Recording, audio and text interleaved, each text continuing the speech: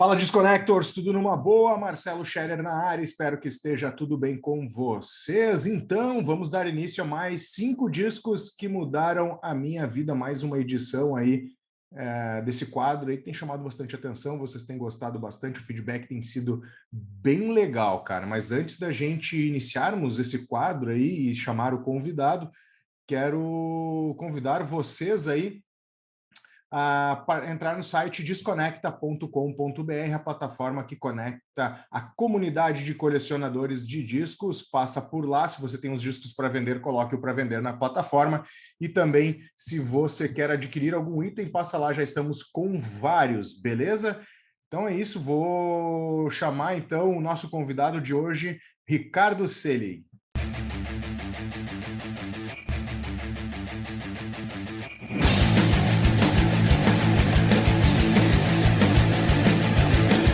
Beleza, então, estou aqui com o Ricardo Selig do canal Collectors 1. Ricardo, cara, muito prazer aí, obrigado aí por participar aí desse quadro 5 discos que mudou a minha vida, no caso, a tua vida, né, meu velho?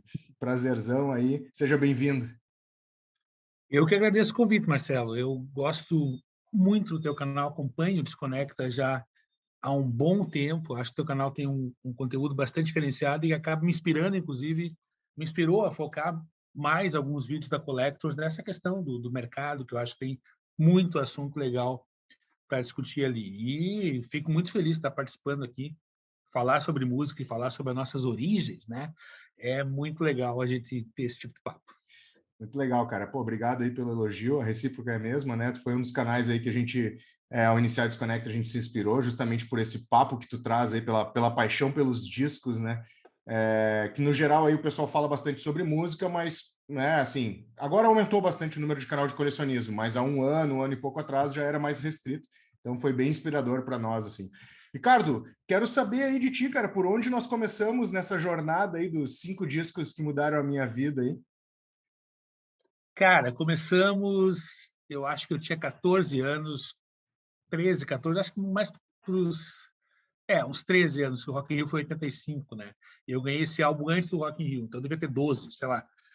Eu ganhei de aniversário, eu tenho a impressão que foi no aniversário de 84, quando eu fiz 12 anos, né? Que o Rock in Rio foi na virada e tal. Tô velho. Esse álbum aqui, cara, o Thriller, do Michael Jackson. Eu ganhei de presente da minha madrinha. Eu já gostava de música, mas aqui foi o primeiro contato com a música, digamos, popular, música pop, muito próxima ao rock, né? O solo que tem do Ed Van Halen aqui em Beat It foi um choque, assim. Eu acho esse disco espetacular. Até hoje eu ouço ele com frequência. É um dos melhores álbuns que eu ouvi na vida, sabe? A produção é incrível, o tracklist é incrível. Eu acho que ele é um disco que transcende limites de gênero, assim, sabe? No sentido de que o cara gosta de metal, gosta, o cara gosta de pop, gosta. A minha mãe conhece, vendeu muito, né? Vendeu Sim. demais, foi um dos discos mais vendidos da história. Esse disco mudou muito a minha cabeça, cara. É um disco que eu gosto bastante e transformou o próprio Michael Jackson em um dos meus ídolos, assim, um cara que, quando faleceu em 2009, né, que ele faleceu, um choque muito grande, assim. É um cara que eu tenho material aqui e quero ter mais, mas o Thriller especificamente é um disco fantástico. Ô, Ricardo, tu te lembra dessa época que tinha aquelas promoções das tampinhas de refrigerante que a gente trocava por discos, por bolachas? Eu não sei se tu chegou a pegar isso aí na região onde tu morava, né, nessa época e tal, mas eu me lembro que tinha um amigo meu que o pai dele era dono de distribuidora de bebidas. E, cara, a gente conseguia vários desses materiais, né? Foi no Thriller isso, tu te lembra? Se foi no Thriller ou no álbum anterior? Eu acho que foi no Thriller, cara, porque o Off the Wall é de 79, né? O Thriller é de 82, daí vai ter o Bad em 87. Se não me engano, foi nesse período, inclusive, que ele estava fazendo uma ação com a Pepsi, Isso. e ele teve o acidente que queimou a cabeça, tal, Isso. daí começou uma série de problemas ali e tal. Ele começou a ficar mais branco, né? Inclusive a partir do Bad, né? Mas eu acho que foi nesse período, sim. Eu não lembro direito da ação, se eu participei da ação ou não, mas eu sei que historicamente teve essa ação, né? Muito legal, muito legal. Depois disso, cara, o que fez a tua cabeça aí na sequência? Não sei se tu pegou em ordem cronológica também, né? Tu fica bem à vontade, né? Para a ordem aí tu que define. Peguei a ordem cronológica porque eu acho que fica mais legal de contar, né? Cara, daí chega Aconteceu o primeiro Rock in Rio, né, em janeiro de 85, eu assisti na cadeira ali, maravilhado com aquilo.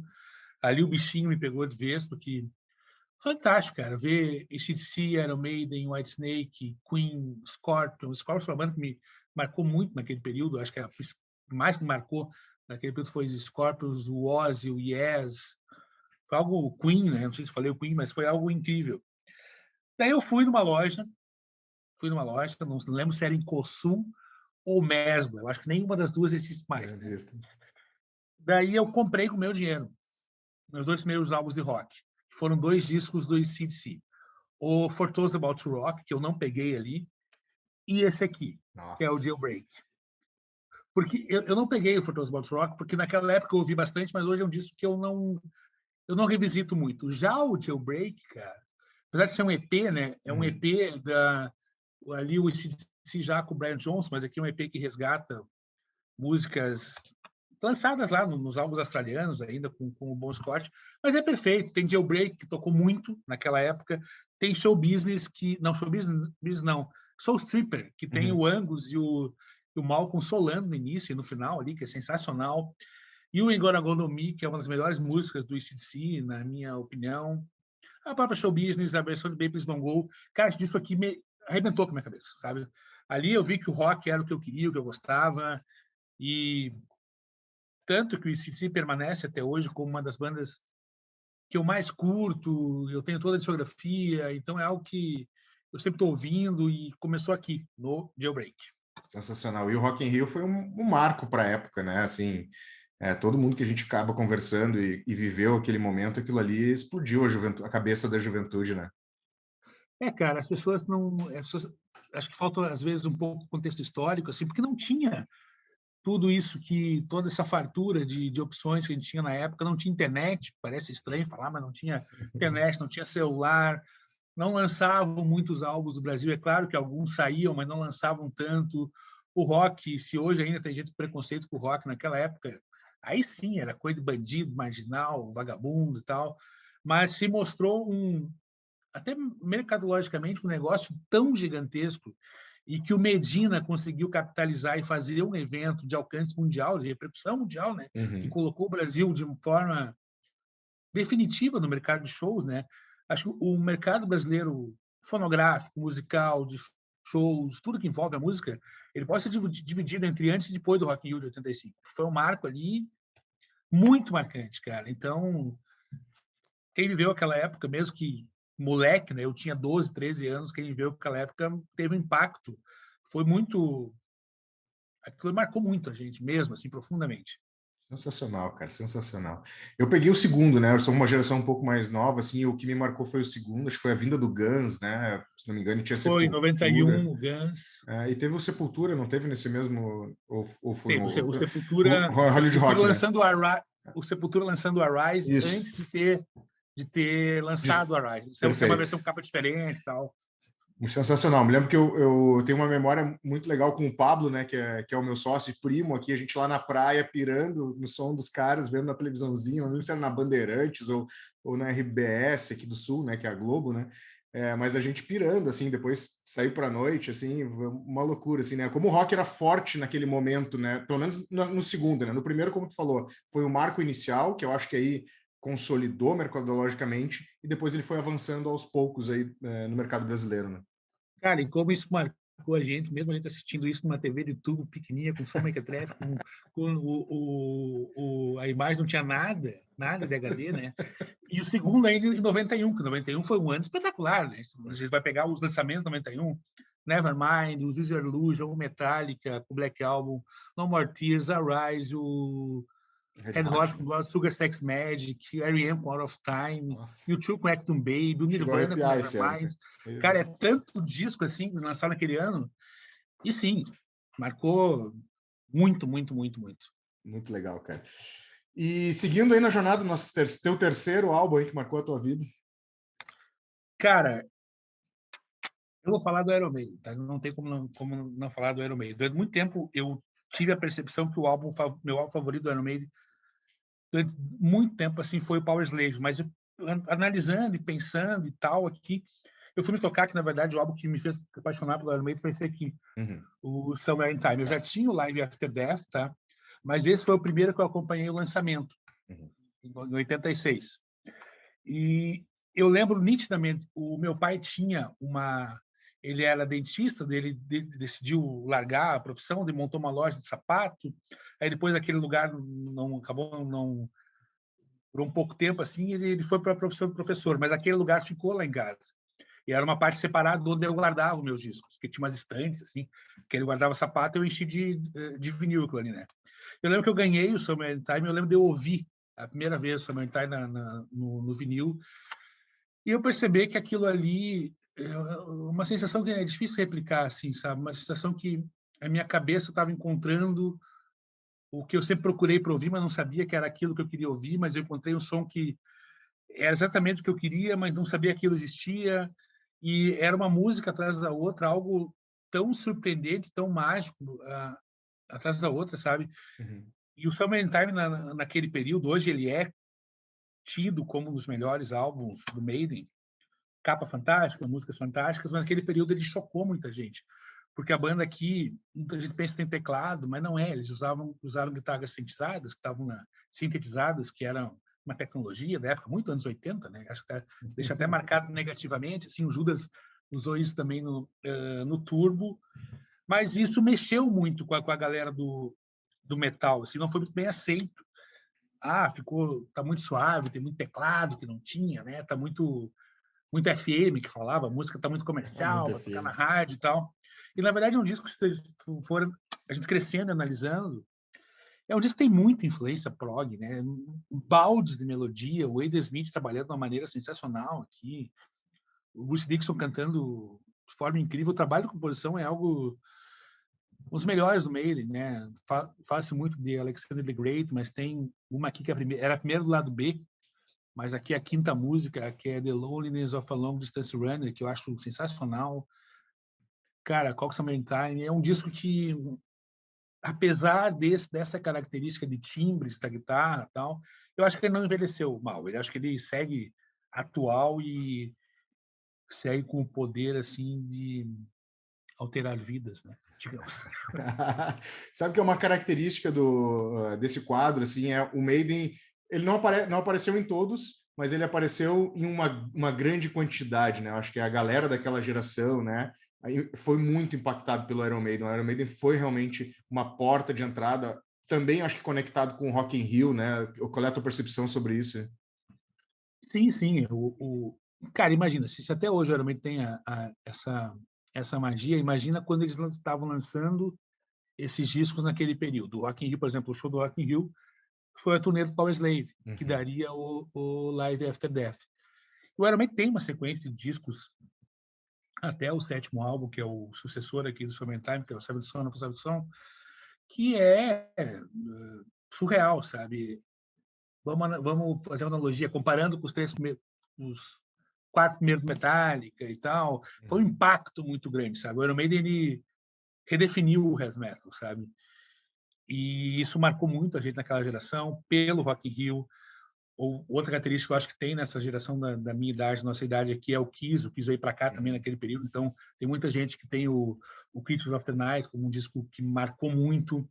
O próprio Guns, né? O Guns veio tocar no Rock in Rio de 91, antes de lançar o Use Your Illusion, e tocou várias músicas do Use Your Illusion em primeira mão mundial ali no Rock in Rio. Não tinha Napster, casar para vazar, tá? Abriu com Pete Tie Up, que é uma música puro Stones ali. Então, todas essas experiências, mas não tem como não marcar quem estava assistindo aquilo, mesmo na TV, ao vivo, sabe? É foda, cara. A música tem esse poder, né? E o Iron Maiden marcou muito aqui no Brasil. Tanto que até hoje é um dos principais públicos da banda, tá aqui, né? Sensacional, cara, sensacional. Partimos para o quarto aí, Ricardo. Eu acho que o quarto disco que eu vou mostrar aqui é o disco que talvez seja o mais importante na minha, como é que eu vou dizer, na minha trajetória como ouvinte de música, sabe? Porque é o disco que rompeu qualquer barreira que eu tivesse na minha cabeça de preconceito. O rock não pode fazer isso, não pode ser assim, não pode soar como tal gênero, não pode brincar com isso, não pode brincar com aquilo, que é, para mim, o melhor álbum de todos os tempos, que é o Physiography, cara, do Led Zeppelin. Álbum duplo, lançado em 75. Aqui tem rock, tem hard rock, tem heavy metal in The Rover, tem blues in My Time of Dying, tem funk em Trampled Underfoot. Tem uma coisa surreal com música indiana, oriental em Kashmir, que é algo... não existe aquilo ali. Tem mais música indiana in The Light, tem country rock em Down by the Seaside. Cara, é um disco que ele mostra o porquê do Led Zeppelin ser uma banda tão, na minha opinião, pelo menos, e acho que tem muita gente também que escreveu sobre isso fora do Brasil e aqui também, o quanto o Led Zeppelin era uma banda muito superior às demais, sabe? A genialidade do Jim Page em conduzir essa banda incrível e que mesmo brincando com outros gêneros aqui. Espera aí que o meu WhatsApp está enchendo o saco aqui. Que mesmo brincando... Deixa eu voltar aqui. Que mesmo brincando com outros gêneros aqui, com o funk, com o Trampled Underfoot, com Kashmir ou progressivo, sei lá o que, ela conseguia soar superior às próprias bandas daquele gênero, sabe? Então, uma banda tão plural, uma coisa que muito se fala do Led Zeppelin quando começa a ler as biografias, as histórias e tal, era o quanto a química entre o Jim Page, o Robert Plant, o John Paul Jones e o John Bonham, o quanto aquilo gerava um quinto elemento, que era uma sonoridade assim sensacional. Uma banda que tem muita mítica, muita magia envolvida, digamos assim, o fascínio do Jim Page pelo Aleister Crowley, e coisas que levaram a acontecimentos não muito legais e tal. Cara, é um disco que eu lembro nitidamente de um amigo meu de tu tem que ouvir o disco da Janelinha, assim, que eu já conhecia o Led Zeppelin. Ouve o da Janelinha, tem 2 músicas aqui que tu vai ficar louco. Qual? A faixa 3, My Time of Dying, e a faixa 6, que é Kashmir. E realmente, né, a dica foi certeira e é um disco que prova assim, que o rock ele não tem limitação, cara. Ele não tem limitação. Ele não precisa ter limitação, ele não tem preconceito. Acho que é muito importante hoje em dia falar que o rock não tem preconceito, não precisa ter preconceito. E o Led Zeppelin aqui em 75 já mostrava isso de maneira brilhante. Sensacional, cara. É uma banda aí que realmente, né, não tem nem o que dizer da discografia inteira, né? Esse aí, obviamente, como tu comentou, né, ele transcende, né? Ele tem momentos onde ele bebe em diversas fontes, culturas e traz para dentro. Mas no geral, assim, de forma geral, a discografia do Led Zeppelin é muito boa. Talvez seja a banda que parou mais no auge, né? No sentido de, cara, vamos parar aqui porque nós conseguimos alcançar o que a gente queria, vamos sair por cima, assim, mais ou menos como o Pelé fez aqui no Brasil, né? Não teve tempo de gravar disco ruim, né? Apesar que eu acho o último bem meia boca, né? O Into the Outdoor. Tem muito teclado e tal, mas enfim, foi... Cara, tu vai pensar, são 10 anos só, né? E 8 discos, se não me engano. E é uma obra que reverbera até hoje, né? Então, impressionante. Maravilha. Chegamos ao quinto e último aí. Cara, esse aqui, assim, eu acho que foi a última revolução mexida na minha cabeça que a música deu, porque eu não conseguia entender o jazz, tá? Eu queria ouvir jazz, mas não conseguia entender. Parecia que o baixista estava tocando uma coisa, o baterista outra, o guitarrista outra, o saxofonista outro, cada um tocava uma música diferente, então aquilo não fechava. Tal. Daí marcou muito porque foi na mesma época que o Matias, meu filho, nasceu, em 2008. Daí eu pedi algumas dicas, me indicaram 2 álbuns, o Kind of Blue do Miles Davis e esse aqui, que eu acho que funciona muito melhor, que é o Time Out, do Dave Brubeck Quartet. Lançado em 59, se não me engano, um dos discos mais vendidos de jazz de todos os tempos. Ele tem uma sonoridade, umas escalas, assim, Marcelo, que parece um disco matemático, sabe? Porque o Brubeck é um pianista, ele vai tocando e aquilo vai subindo, umas coisas meio... umas progressões aritméticas, assim, sabe? Geométricas que vão acontecendo. Tem Take Five, que é uma das melhores...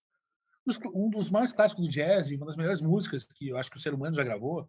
Tem até um amigo, xará teu, Marcelo Peixoto, que está no nosso grupo lá, que fala que é a melhor música já feita na história. E é um disco que fez eu entender o jazz, porque o jazz tem umas coisas cabeçudas mesmo, assim, que é difícil. Bebop, né, para mim, uma fritação e tal. E tanto esse aqui quanto o Kind of Blue, eles têm uma certa influência modal, assim, que as camadas, tipo, as melodias vão se desenvolvendo em camadas, e é uma coisa mais Uhum. suave, mais cool jazz, assim. Daí, cara, isso aqui fez eu, digamos, não entender o jazz, mas entender o que estava acontecendo aqui.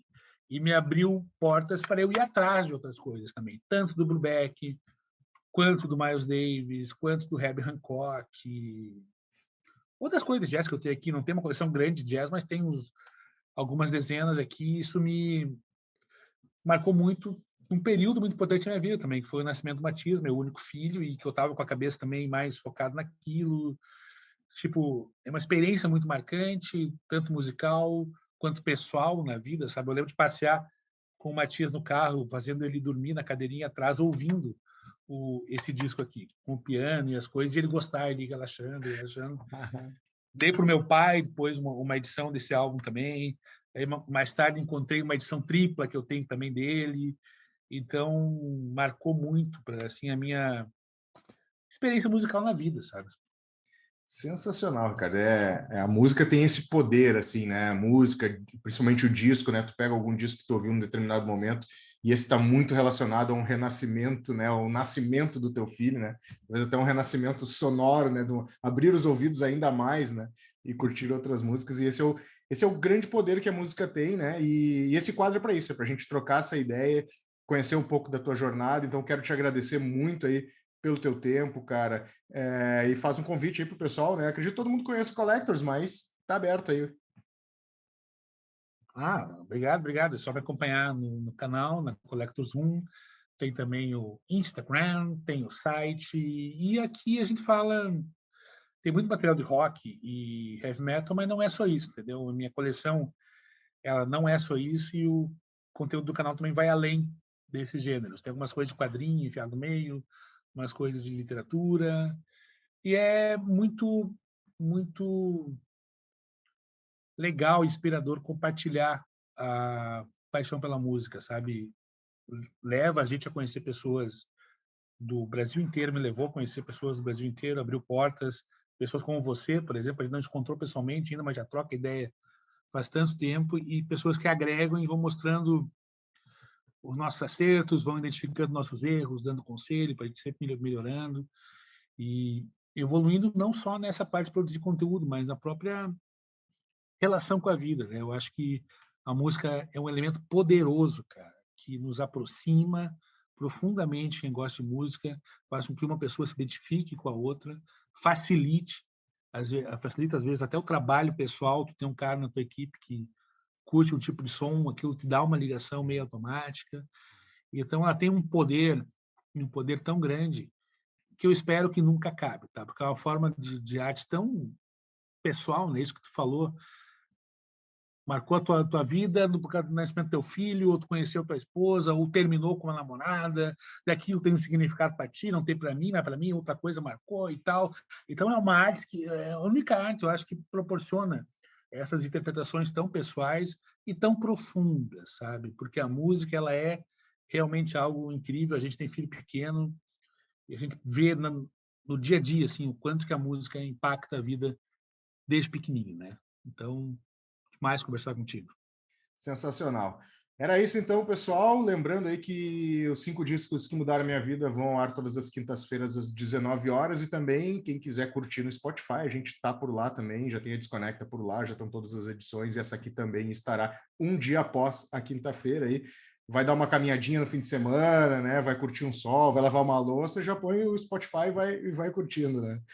Ricardo, obrigado de novo. Lembrando também aí e convidando vocês a conhecerem lá desconecta.com.br, a plataforma que conecta os colecionadores e a comunidade colecionadora de discos. Valeu, Ricardo, e até mais. Valeu, eu que agradeço. Até. Valeu.